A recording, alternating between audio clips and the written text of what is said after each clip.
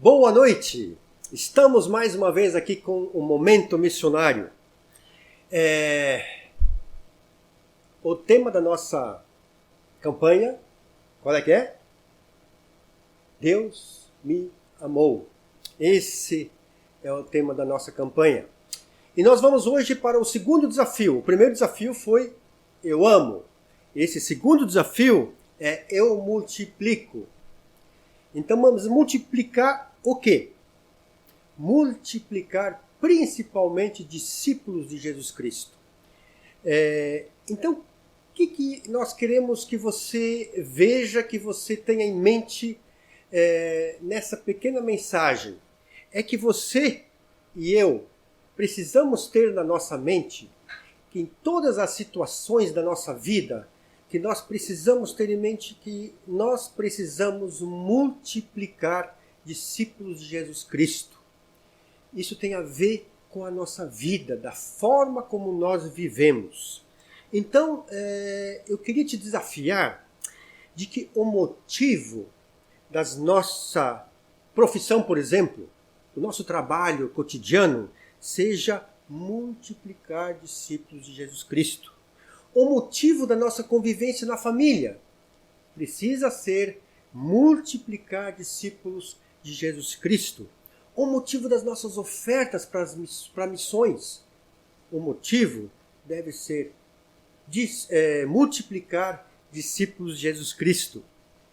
Mas tem uma outra coisa. Muitas vezes, como na minha vida aconteceu várias vezes, eu fui transferido para outras cidades. Seja por trabalho, seja talvez seus pais se transferiram para uma outra cidade, outro estado. O motivo deve ser multiplicar discípulos de Jesus Cristo. Você vê que nós precisamos nos engajar na obra do Senhor para ter sempre esse motivo, multiplicar discípulos de Jesus Cristo. Nós vamos ver um vídeo agora, tá? Que fala sobre multiplicar. Preste bem atenção de diversos personagens que tiveram isso em mente, de multiplicar, vendo oportunidades que se apresentaram na vida para multiplicar. Deixe Deus agir na sua vida, na sua mente, nas suas emoções. E você vai ver que Deus vai te abençoar grandemente. Amém. Eu me considero filho do amor dos batistas brasileiros, porque quando meu pai faleceu, eu tinha 9 anos de idade e eu questionava muito por que ele havia morrido. E todas as pessoas me diziam que era vontade de Deus, porque Deus que quis, e aquilo me irritava, porque para mim Deus era o culpado. Quando eu completei 13 para 14 anos de idade, a primeira igreja batista em Russas alcançou um vizinho meu, chamado Edmilson, que me convidou. Na mensagem, no finalzinho da mensagem, o pastor Isaías, que é missionário de Missões Nacionais, ele disse o seguinte: olha, Deus quer que você saiba que Ele é o seu pai e que independente da perda que você tenha tido, Ele sempre cuidou de você. E naquele dia 9 de setembro de 2001, eu entreguei minha vida para Jesus e tive o privilégio de ser cuidado espiritualmente e também muitas vezes materialmente, porque aquela família missionária, ela me mostrou que a vida só vale a pena com Jesus. Quando chegamos à cidade de Russas, nós já éramos missionários de Missões Nacionais. Na realidade, nós estávamos vindo de Fortaleza para revitalizar um campo em Jaguaribe, uma cidade aqui próxima. Na volta, nós paramos em Russas e ficamos encantados com essa cidade onde não havia um trabalho batista. Chegando aqui, na realidade, Deus colocou no nosso coração o desejo de plantar um trabalho aqui nesta cidade. Um dos grandes exemplos do relacionamento discipulador é a vida do irmão Ítalo. Ítalo se converteu aqui com 13 anos e a igreja começou a investir na vida do Ítalo. É a vida na vida. Aos 16 anos de idade, eu tive o privilégio de começar um pequeno grupo no bairro que eu morava. E hoje eu entendo que aquela evangelização discipuladora é a maneira como Deus quer cuidar de nós. Ele quer que cada pessoa cuide um do outro. Então, eu comecei a evangelizar, a convidar pessoas, a cuidar de pessoas. E hoje, para a glória de Deus, lá em Russas, nós temos a segunda Igreja Batista, que é fruto desse pequeno grupo que nós iniciamos com 16 anos de idade. E em 2014, nós chegamos aqui em Fortaleza com a missão de plantar uma igreja no bairro Jacarecanga. Existem 2.700.000 pessoas precisando de Jesus. Então, eu comecei a orar para que Deus nos direcionasse. Com a visão de igreja multiplicadora, nós começamos a trabalhar com a evangelização discipuladora, o relacionamento discipulador, indo nas casas das pessoas, não apenas oferecendo estudo bíblico, mas oferecendo a elas a oportunidade de ter um amigo, de ter alguém que possa compartilhar vida na vida, vida de Deus com elas. Estamos lá no Joaquim Távora com o projeto de jiu-jitsu e aqui no Mondubim nós temos o projeto com as crianças que fazem aula de capoeira e esporte. E hoje, para a glória de Deus, nós estamos trabalhando na plantação de 4 igrejas. Nós estamos na região norte, com a Igreja Batista em Jacarecanga. Estamos na região oeste, com a revitalização da Igreja Batista em Quintino Cunha. Estamos na região sul, aqui nesse bairro, no Mondubim, com a plantação de igreja.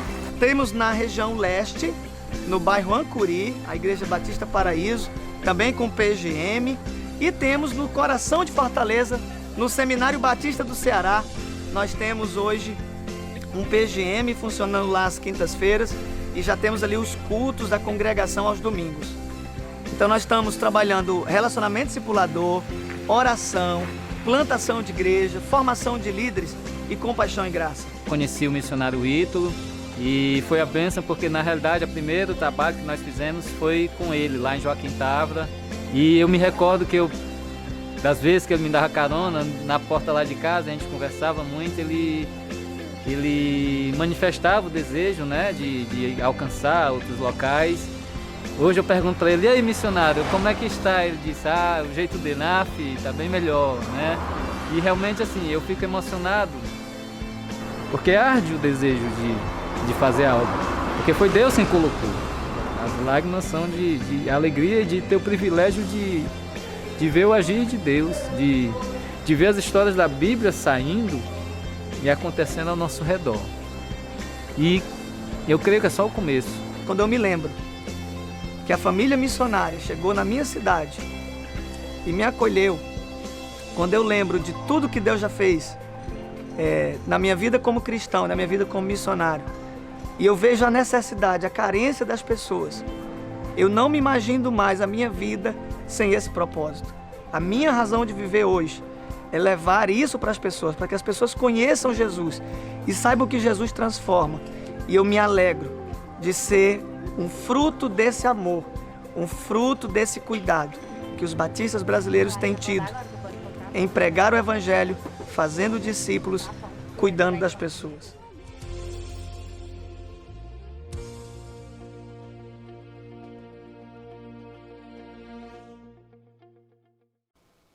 Olá, meus queridos, boa noite! Que bom que a gente pode estar junto de novo, né?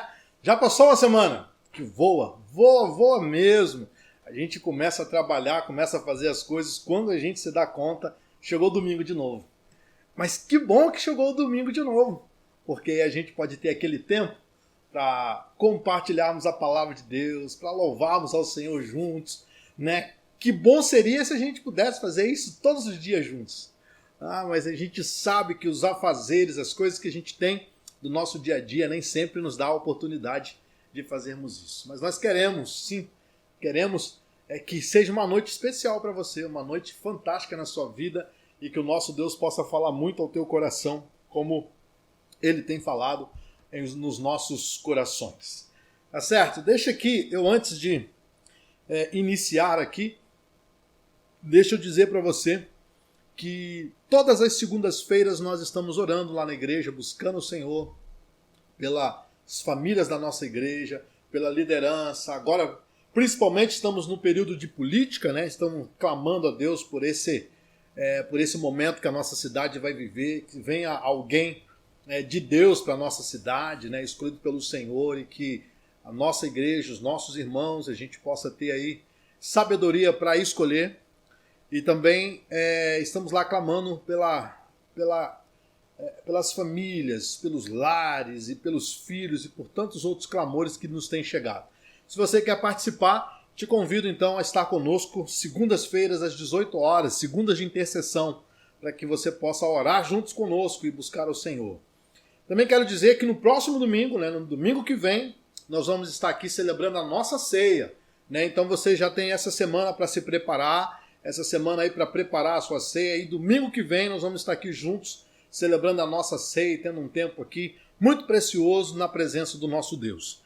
Tá certo? Dito isso, compartilhado isso com você, eu quero aqui, mais uma vez, pedir a sua atenção, o seu carinho, pedir a você aí, que você já aproveita, já marca os seus amigos aí no nosso vídeo de hoje, já compartilha também, já começa a compartilhar esse momento aqui, esse nosso culto, para que outras pessoas possam estar ouvindo, possam estar também participando conosco e possam estar aí tendo esse privilégio de ouvir aí essa porção da palavra de Deus. Tá bom?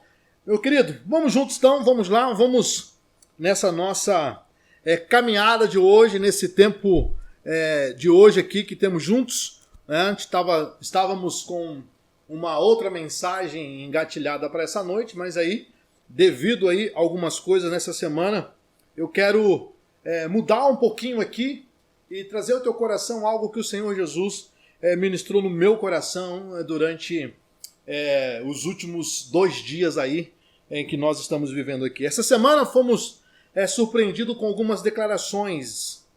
Você deve ter sido surpreendido, o povo evangélico foi surpreendido, uma galera foi surpreendido com algumas declarações. E muitas declarações que nos chamaram a atenção. De todas elas, de grande parte delas, a que mais me chamou a atenção foi que a Bíblia é insuficiente. A palavra é insuficiente. E aí eu passei a pensar um pouquinho nisso e comecei a pensar um pouquinho quando nós fomos para o seminário. Quando nós vamos para o seminário e vamos aprender lá no seminário, são 4 anos de estudo e muita coisa, nós vamos aprender que a Bíblia é inerrante. E aí nós vamos entrar numa teologia da inerrância bíblica. E aí se passa 1 ano estudando sobre isso, estudando sobre o quanto nós devemos acreditar na Bíblia, o que nos faz acreditar na Bíblia. Então se apresenta fatos históricos, antropologia, e nós entramos num monte de outras coisas para podermos perceber cada vez isso. E tive que recordar um pouco isso para que eu pudesse digerir ou quem sabe pensar com mais facilidade sobre o fato de pensarmos nessa insuficiência bíblica. Não sei se seria isso bem dito. Mas o que me chama a atenção é que quando eu olho para a palavra de Deus e ao olhar para tudo aquilo que a Bíblia vai nos mostrar, aquilo que a Bíblia vai nos ensinar, aquilo que a Bíblia vai trazer ao nosso coração, eu percebo a sua suficiência para um monte de coisa que a gente precisa fazer. E olhando de novo para o texto aqui, eu queria nessa noite, com muito carinho, com muito zelo, compartilhar com você um pouquinho sobre o quanto a Bíblia é suficiente para os dias de hoje, o quanto a Bíblia é suficiente para a minha caminhada, para tudo aquilo que eu preciso fazer, para tudo aquilo que eu preciso viver juntos. Mas antes de tudo isso, eu preciso te mostrar um pouquinho, e eu quero mostrar para você um pouquinho, por que eu acredito nesta palavra. Por que eu creio nesta palavra? Por que eu creio que ela é suficiente, que ela ainda é suficiente para os dias de hoje? Se você olhar comigo em 2 Timóteo, no capítulo 3, versículo 16, é um texto básico e que é usado em todas as defesas quando se fala da Bíblia, da palavra de Deus. Nós vamos perceber, a Escritura vai dizer que toda a Escritura é inspirada por Deus. Ele vai dizer que toda a Escritura é inspirada por Deus e útil para o ensino, para a repreensão, para a correção e para a instrução na justiça. Isso é um texto básico usado logo no início quando você vai defender essa inerrância, quando você vai defender o fato da Bíblia não obter erros, ser algo verdadeiro.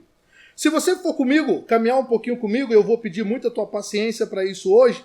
Se você for comigo a João 17, versículo 17, João 17, versículo 17, nós vamos olhar para a palavra de Deus e vamos ver ela dizendo assim: santifica-os na verdade. A tua palavra é a verdade. santifica-os na verdade, a tua palavra é a verdade.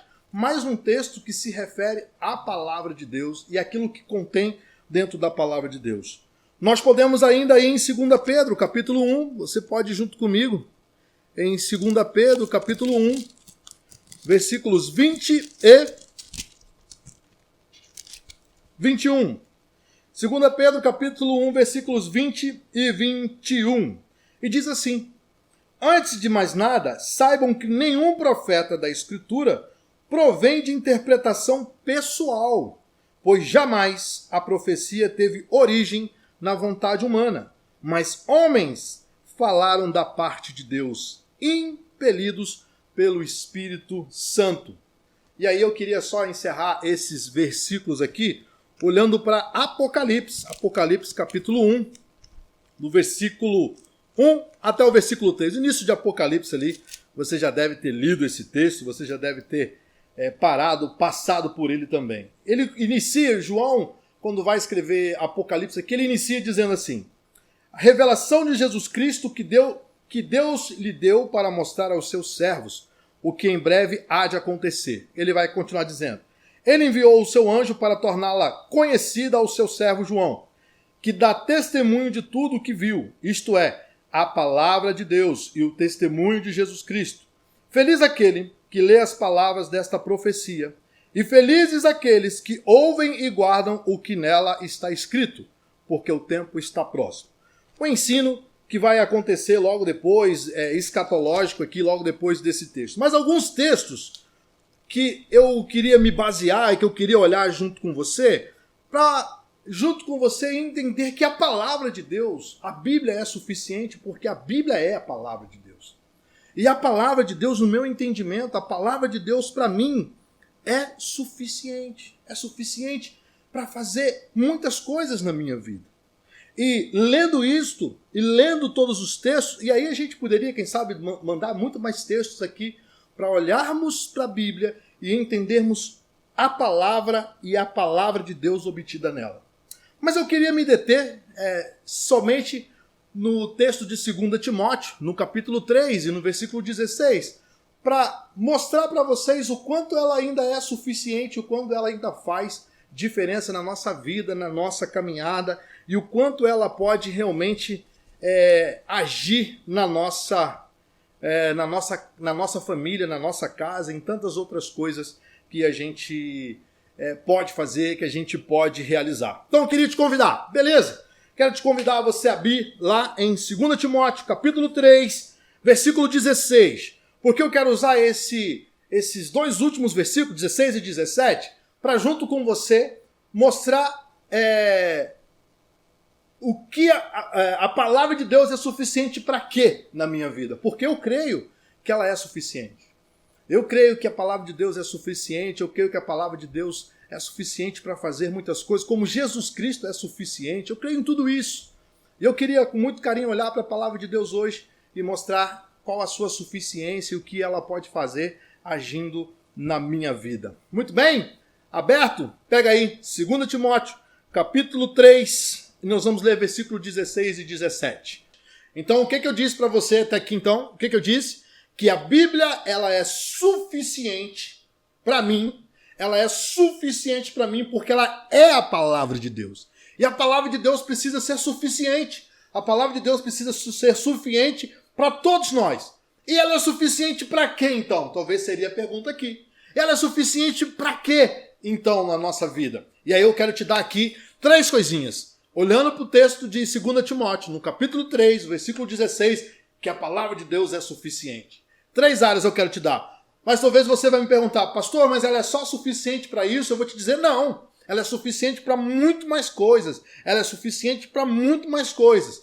E aí, eu quero me deter nessas 3, porque é aqui que eu necessito que você olhe comigo, que você aprenda junto comigo aqui. Tá certo, querido? Então, de Bíblia aberta, 2 Timóteo, capítulo 3, versículo 16 e 17, vai dizer assim a palavra de Deus. Toda a Escritura é inspirada por Deus e útil para o ensino, para a repreensão, para a correção e para a instrução na justiça, para que o homem de Deus seja apto e plenamente preparado para toda boa obra. Olhando para esses dois versículos, eu olho para a palavra de Deus e vejo que ela é suficiente, que a palavra de Deus é suficiente para me ensinar. Para me ensinar. Capítulo 3, versículo 16a. Toda a escritura é inspirada por Deus e útil para o ensino. Se você voltar comigo um pouquinho e for a Romanos, no capítulo 15 de Romanos, no versículo 4, nós vamos ver Romanos dizer assim, a carta de Paulo aos Romanos, vamos ver dizendo assim, pois tudo o que foi escrito no passado foi escrito para nos ensinar. Olha só que maravilha! Tudo que foi escrito no passado foi escrito para nos ensinar, de forma que, por meio da perseverança e do bom ânimo procedentes da Escritura, mantenhamos a nossa esperança. Por meio da perseverança e o bom ânimo procedentes da Escritura, mantenhamos a nossa esperança. Então a Bíblia, a palavra de Deus é suficiente para me ensinar. Queridos, quantas coisas nós podemos aprender com a palavra de Deus? Quantas coisas nós podemos encontrar nela? Diversos ensinos, diversas coisas a palavra de Deus pode nos ensinar, como por exemplo, pode nos ensinar a fazer as nossas escolhas, pode nos ensinar a escolher bem a sociedade que nós vamos fazer, com quem nós vamos fazer a sociedade, com quem nós vamos fazer. Ela nos ensina se nós devemos emprestar dinheiro ou não. Ela nos ensina como maridos, como nós devemos ser como maridos. Ela nos ensina como nós devemos ser como casal no nosso casamento. Ela nos ensina como você deve ser como mulher dentro da sua casa. Nos ensina que nós como homens precisamos ter uma postura de sacerdote, uma postura correta. E como mulher precisa ser virtuosa. E como os filhos precisam obedecer os seus pais. E como essa família precisa obedecer a Deus. Então quando a gente olha para a palavra, quando a gente olha para a Bíblia, a gente acha nela e encontra nela ensino. E ela é suficiente para nos ensinar. A palavra de Deus é suficiente para trazer ensino aos nossos corações. Agora deixa eu te dizer algo. O que adianta um livro que pode nos ensinar tudo se ele não for estudado? O que adianta eu ter a palavra de Deus, ter essa Bíblia, essa maravilha em minhas mãos, se ele não for estudado? O que adianta eu ter isso comigo se eu não estudo, eu não trago o estudo dela para a minha prática? Eu não trago prática para mim? Se eu não vou atrás de conhecimentos que me agreguem?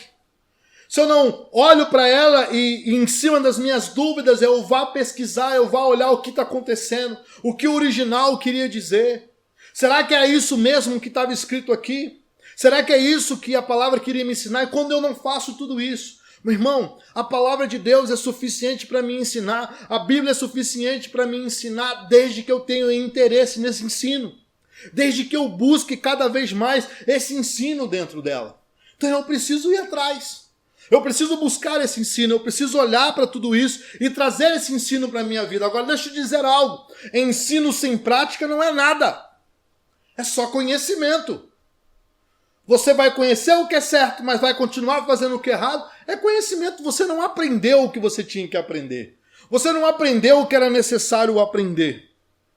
Nós precisamos, meus irmãos, nós precisamos cada vez mais, meus amigos, debruçar sobre esse livro. E aí eu digo sem pressa. Debruçar sem pressa, sem correria, debruçar olhando para esse livro de uma forma tão gostosa, de uma forma calma, de uma forma em que você pode se sentir saciado por aquilo que você está lendo. Eu costumo dizer para o pessoal do meu pequeno grupo, né, que vocês podem escrever na Bíblia. Vocês podem anotar, não é pecado anotar na Bíblia. Não é pecado anotar na Bíblia. E aí eu sei que muitos dos nossos irmãos preferem o celular, hoje preferem o celular e tudo bem. Prefere o celular. Eu prefiro o papel. Por quê? Não é porque eu não gosto do celular, mas é porque no papel eu posso escrever, eu posso anotar, eu coloco ali o que Deus está falando comigo. Eu gosto desse contato, eu gosto de olhar isso aqui, eu gosto de escrever, fazer as minhas anotações do que eu vou aprendendo. E a gente precisa ter isso, a gente precisa trazer isso para nós, a gente precisa fazer isso, meu irmão. E aí, a gente precisa amar e gostar da Bíblia como a gente gosta cada vez mais de outros livros. E aqui, veja bem, Eu não estou dizendo para você que eu sou contra você ler livro, não. Muito pelo contrário, eu te incentivo, te motivo a você fazer cada vez mais isso. Mas o próprio livro de 2 Timóteo, no capítulo 4, no versículo 13, tem um versículo fantástico aqui, que eu acho muito legal. Paulo, quando ele está fazendo as recomendações dele finais aqui a Timóteo, né, ele diz: procure vir logo ao meu encontro, pois Demas, amando este mundo, abandonou-me e foi para Tessalônica. Ele vai continuando. Quando ele chega no versículo 13, ele vai dizer assim: quando você vier, ele está falando para quem? Para Timóteo. Quando você vier, traga a capa que deixei na casa de Carpo, em Troade. E ele vai dizer: e os meus livros. Paulo está dizendo isso para Timóteo. E traga os meus livros. Livro é importante demais, tá, meu querido? E livros bons, né? Claro, né? Não é qualquer livro, não é qualquer livro que você vai ler, qualquer leitura. Livros bons, livros que agregam, livros que edificam, livros que realmente faz você pensar. Esses livros são maravilhosos. Mas ele vai dizer assim: especialmente os pergaminhos. Olha o que Paulo vai dizer. Paulo vai dizer: Timóteo, quando você vir me visitar, traga os meus livros, mas especialmente os pergaminhos. Paulo não abona o fato, ou tira o fato dele querer olhar as escrituras. Paulo está dizendo para Timóteo: traga-me os livros, mas especialmente, Timóteo, traga-me os pergaminhos. E ele queria, e quando você vai estudar isso a fundo, Paulo justamente está dizendo os escritos bíblicos. Eu quero de novo olhar, eu quero de novo ler, eu quero de novo aprender. Então, meu irmão, o mesmo desejo que eu tenho para mergulhar em leituras maravilhosas, eu preciso ter para a Bíblia, eu preciso ter para a palavra de Deus, eu preciso ter para mim aprender cada vez mais com a palavra de Deus. Então perceba que livros são muito bons e devem ser lidos, mas não devem substituir a Bíblia, não devem substituir a palavra de Deus, não devem substituir a nossa leitura diária da palavra de Deus, porque nela nós encontramos ensino, nela nós encontramos realmente formas de aprendizado que vai mudar a nossa história. Então, a primeira coisa que eu compartilho com você, primeira coisa que eu digo a você nessa noite, que eu compartilho com você, assim, que a Bíblia, que para mim é a palavra de Deus, é suficiente, sim, suficiente para me ensinar e mostrar o que eu devo fazer. Vamos à segunda coisa? A segunda coisa que ela é suficiente para repreender e corrigir. Ela é suficiente para repreender e corrigir. Se você olhar comigo o versículo 16 ainda, agora a parte B. A parte A diz que ela é útil para o ensino. A parte B vai dizer para repreensão e para correção. Olha só, a palavra, toda a escritura, o início do versículo começa a dizer isso, né? Toda a escritura é inspirada por Deus. Toda a escritura é inspirada por Deus e útil para o ensino. E agora nós chegamos no segundo ponto, para repreensão e correção. Ela é suficiente, a palavra de Deus é suficiente para me repreender e corrigir. Queridos, como nós encontramos repreensão e correção dentro da palavra de Deus? Como nós encontramos dentro da leitura da palavra de Deus repreensão e correção ali dentro? Como nós vemos e percebemos tudo isso? Quer ver? Eu vou te dar alguns exemplos aqui, só para poder te lembrar como Deus trabalha isso dentro da sua escritura. Vai lá então, João, capítulo 4, do versículo 16 e 18, aquele encontro de Jesus com a mulher samaritana. Vai lá! Olha só, o que está acontecendo aqui é um encontro de Jesus Cristo com a mulher samaritana. E aqui já vai haver uma repreensão do Senhor Jesus. Vai haver uma repreensão aqui do Senhor Jesus para essa mulher. Do versículo 16 ao versículo 18, diz assim a palavra de Deus. Ele lhe disse: vá, chame o seu marido e volte. E no 17 a mulher responde para ele: não tenho marido, respondeu ela. Disse-lhe Jesus: você falou corretamente, dizendo que não tem marido. O fato é que você já teve 5. E o homem com quem agora vive não é seu marido. O que você acabou de dizer é verdade. É verdade. Jesus Cristo repreendendo, Jesus Cristo corrigindo, Jesus Cristo mostrando para ela aonde estava o erro. o que ela precisava consertar, como ela deveria olhar para a vida dela e trazer conserto. Talvez você... e aí, se você continuar lendo o texto, você vai ver que essa repreensão vai fazer ela pensar um pouco. Quer ver um outro texto maravilhoso? Jesus Cristo está lá com a mulher adúltera. A mulher adulta está lá, lembra disso? Vão tacar pedra nela, aquela coisa toda. Depois de você dar uma olhada na tua Bíblia aí, né? Vão tacar pedra, aquela coisa toda. Aí Jesus Cristo, então, primeiro repreende a multidão de uma forma amorosa, mostrando para a multidão, quem é que não tem pecado? Então aí, quem não tem, atira a primeira pedra. Faz essa multidão pensar, corrige ela do ato que eles iam cometer, faz a multidão pensar. E aí, talvez, quem sabe a mulher achava que ela ia sair livre e solta. Jesus Cristo olha para essa mulher e diz para ela, vai e não peques mais. Corrige ela.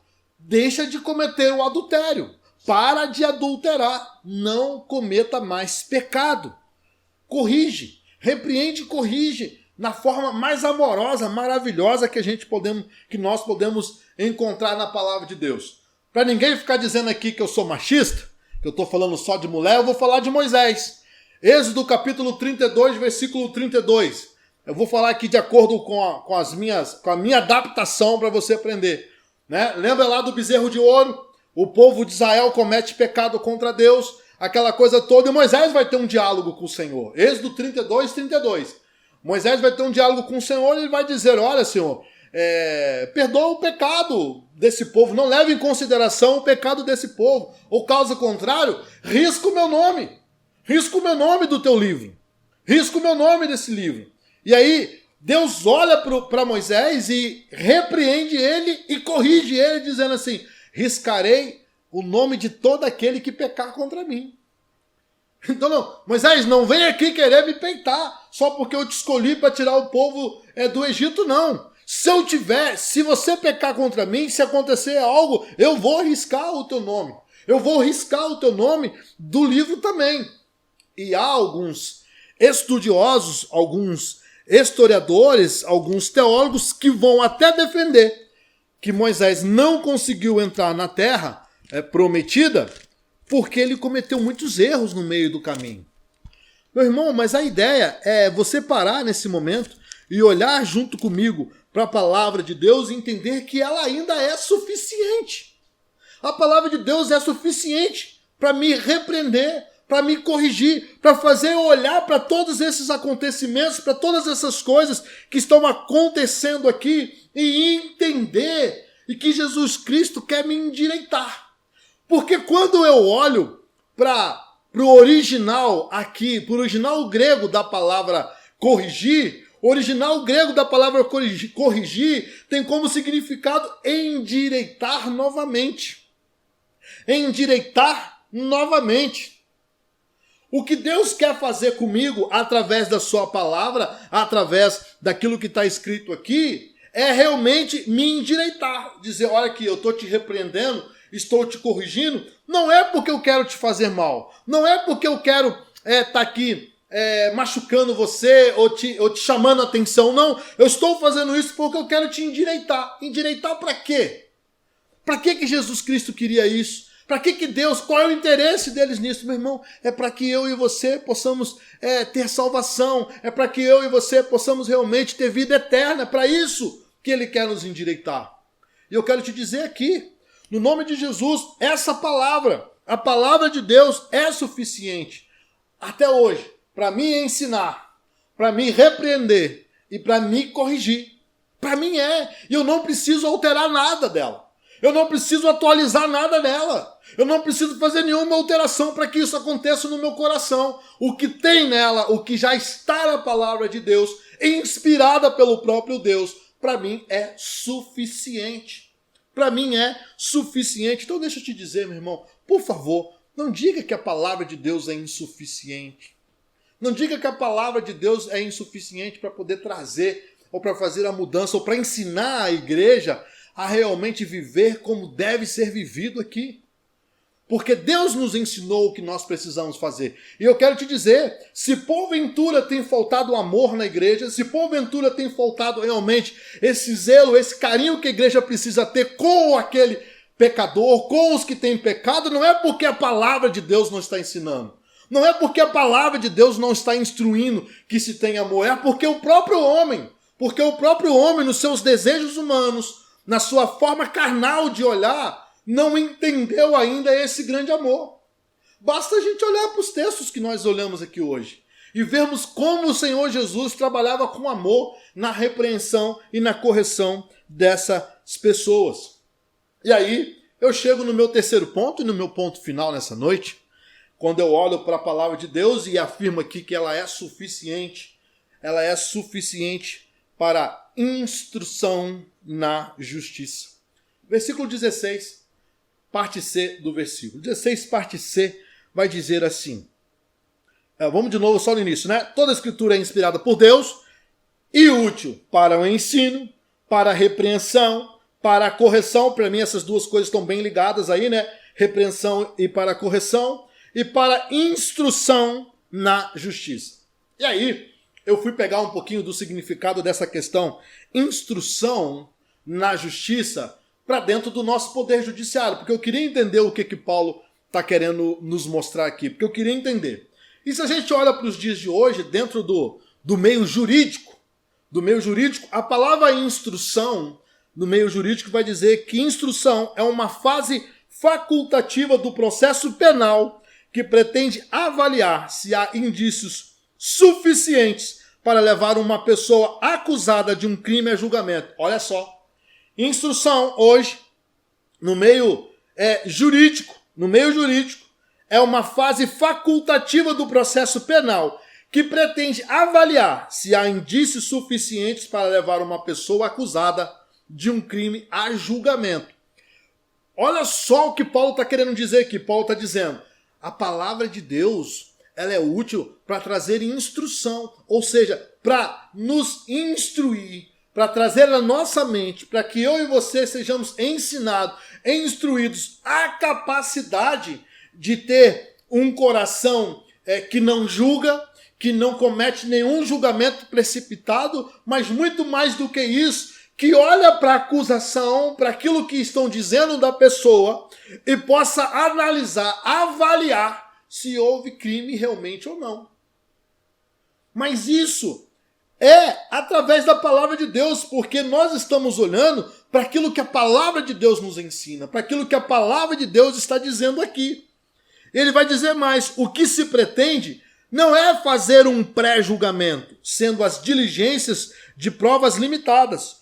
O juiz de instrução terá apenas que decidir se é mais provável que o suspeito ou os suspeitam sejam condenados ou absolvidos. Quando eu olho para a palavra de Deus e eu aprendo com ela e absorvo aquilo que ela tem para me ensinar, aquilo que ela tem para trazer no meu coração, eu sou instruído a ponto de poder olhar para o que está acontecendo, de poder olhar para a situação, de poder olhar para a circunstância que envolve a vida de uma pessoa e perceber se na vida dessa pessoa há suficientemente coisas para provar que há um crime, que há algo que ela possa ser condenada, se há algo que pode realmente fazer ela ser absolvida também. E quando eu olho para a palavra de Deus, eu começo a aprender um pouco mais disso. Queridos, quando eu olho para a palavra de Deus, eu vejo que ela vem me trazendo o que é certo e o que é errado. Ela me mostra se sou alguém culpado de tal ato ou se eu sou alguém inocente de tal ato. Ou a palavra, e nós estamos falando da palavra de Deus, ou a palavra de Deus me condena pelo ato errado, a palavra de Deus que eu estou dizendo, me condena pelo ato errado, ou ela me absolve quando eu realmente encontro nela instrução. Você consegue perceber isso? Você consegue entender isso também? Você consegue entender e aprender que quando nós olhamos para a palavra de Deus, a gente aprende a olhar com um olhar muito mais de Jesus do que com o nosso próprio olhar. E eu quero te desafiar a continuar olhando para a palavra de Deus. Agora, sabe o que é muito interessante nós olharmos para a palavra de Deus e a gente perceber que essa parte C, da instrução na justiça, está ligado com as duas primeiras. Porque eu só consigo ter instrução, eu só consigo olhar para o meu irmão, eu só consigo olhar para o outro, eu só consigo olhar para o próximo quando eu tenho o ensino da palavra de Deus, eu tenho conhecimento, entendimento da palavra de Deus, quando eu aprendo com toda a correção que eu sofro, meu irmão, porque deixa eu dizer para você, tu não é santo como eu também não sou, nós somos repreendidos, somos corrigidos, e se você hoje não está vivendo isso, amém, show de bola, tu está seguindo uma vida cada vez mais impecável em rumo à santificação. Mas nós somos corrigidos, nós somos repreendidos. E quando isso acontece na nossa vida e a gente consegue ter entendimento, a gente olha para o próximo diferente. A gente olha para o próximo totalmente diferente. Eu costumo dizer, e vou usar aqui um exemplo aqui do local onde eu trabalho, né? Eu trabalho num condomínio. E lá no meu condomínio acontece o seguinte, tem regras. E às vezes há reclamações, né? Então eu posso dizer assim, por exemplo, né? Muitas vezes o cara que reclama do vizinho que deixa o cachorro latindo ou que não permite o barulho, provavelmente, muitas vezes isso acontece, é o cara que tem um filho que toca o terror dentro do condomínio, que quebra a planta, que faz um monte de outras coisas. Sabe, meu amado? E a gente muitas vezes precisa entender isso. E eu olho para a palavra de Deus e vejo que ela é muito suficiente para me ensinar, para me instruir, para que eu não seja uma pessoa injusta. Para que eu não seja uma pessoa injusta, para que eu possa olhar para o outro, para que eu possa olhar para aquele camarada que caminha comigo, para aquela irmã que caminha comigo e possa olhar para ela e ver se há nela alguma culpa. E aí quando perceber isso, e mesmo que eu veja nela alguma culpa, eu possa ter o discernimento e o amor de olhar para ela como Jesus Cristo um dia olhou para mim. Como Jesus Cristo um dia olhou para a minha vida. Olhou para aquele pecador que eu era, para aquilo que eu fazia de errado e disse, ei, eu quero que você possa ter salvação. E me deu essa oportunidade. Sabe, meu irmão, perceba que eu só consigo ter esse senso de instrução e ter esse entendimento de instrução se eu realmente vivo as duas primeiras partes. Se eu aprendo, se eu busco ensino, se eu aproveito a repreensão e a correção para trazer na minha vida mudança prática, e através disso eu possa trazer na minha vida cada vez mais esse entendimento, esse senso de ser alguém que olha para o outro e que percebe que muitas vezes o erro dele, por mais que seja diferente do meu, também tem salvação, tem perdão e pode ser totalmente mudado. E essa instrução verdadeiramente não deve trazer no coração da igreja, no meu coração, no seu coração, um pré-julgamento. Ou até mesmo julgamentos antecipados. Ou querendo pegar essa pessoa e nem sequer dar ouvidos àquilo que ela tem para nos dizer. Mas instruído por ela, eu devo discernir o que é certo e o que é errado. E através disso, com o olhar de Jesus, a olhar para essa pessoa e ver o quanto ela precisa ser amada. Veja, meus amados, olhando para a palavra de Deus, eu vejo isso com muito amor. Com muito amor. E vejo isso realmente sendo mostrado para a minha vida e para a sua vida. Nós não devemos tomar posse da palavra de Deus para sermos alguém que decide sobre a vida dos outros, mas sim para sermos alguém que aconselha segundo as suas escrituras. Para ser alguém que aconselha segundo aquilo que a palavra de Deus nos ensina. E a palavra de Deus nos ensina, e a Bíblia nos ensina, e nos mostra e diz que nós, muitas vezes, nós erramos porque nós não conhecemos as Escrituras. Porque nós não conhecemos a sua palavra. Eu queria muito nessa noite deixar isso no teu coração, e eu queria muito nessa noite que você pudesse ter isso no teu coração, ter isso na sua vida, e pudesse realmente entender isso na sua vida. A palavra de Deus ainda é suficiente. Ela sempre será suficiente. A palavra de Deus será suficiente para trazer transformação, para trazer mudança, para poder ensinar, para repreender, para corrigir, para instruir, para não permitir que a gente seja injusto. Mas depende de mim e depende de você o desejo de olhar para a palavra de Deus e aprender com ela. Porque senão será só mais um livro, lido, deixado, quem sabe, num canto da casa, na cabeceira da cama, sem nenhuma utilidade para a minha vida, porque eu não quero aprender com ele. Queria muito, nessa noite, compartilhar isso com você e pedir que o nosso Deus possa falar contigo através do Espírito Santo e ministrar no teu coração ministrar no teu coração, para que você pudesse valorizar a palavra de Deus, para que você pudesse olhar para a palavra de Deus, olhar para tudo que ela ensina, para tudo que ela está nos mostrando, para tudo que ela tem para dizer a nós e aprender cada vez mais com ela. Não deixe a sua Bíblia num canto da casa sem uso. Não deixe a sua Bíblia na cabeceira da tua cama sem uso.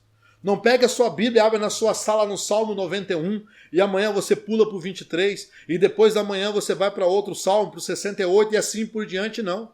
Pegue a sua Bíblia, sente, leia, analisa, mergulha nela, busca entendimento. Senhor, eu não estou compreendendo, eu não estou entendendo aqui que a tua Escritura diz. Fala com ele, Pai, me mostra.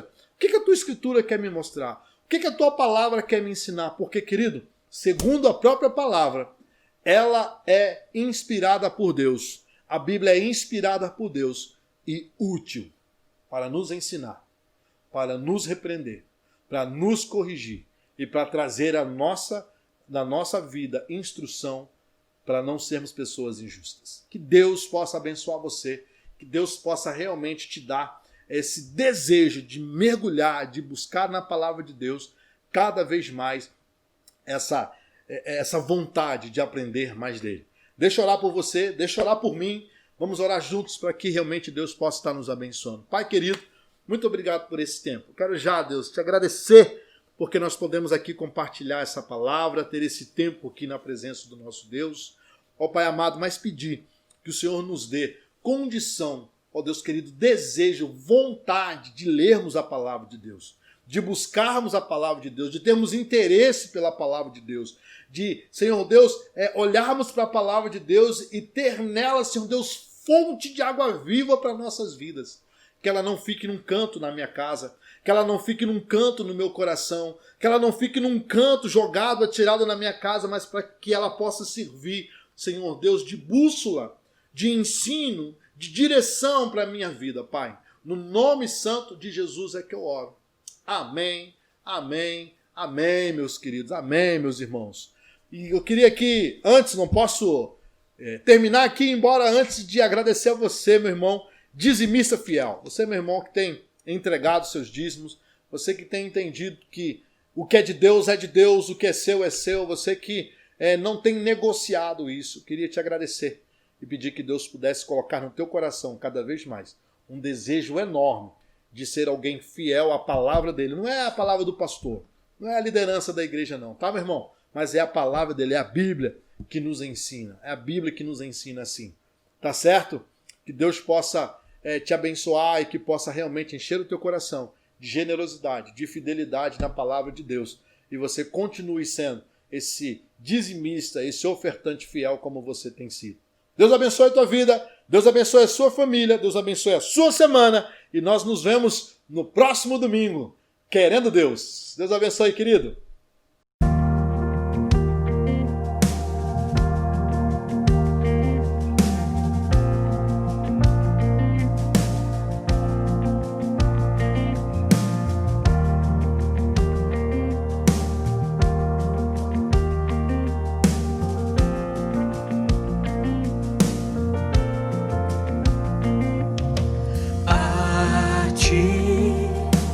Bendirei as